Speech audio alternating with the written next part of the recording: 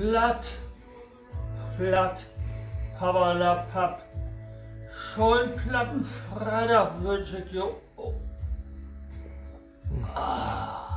Da go zu am Plattenfreitag ein Schnaps, jo.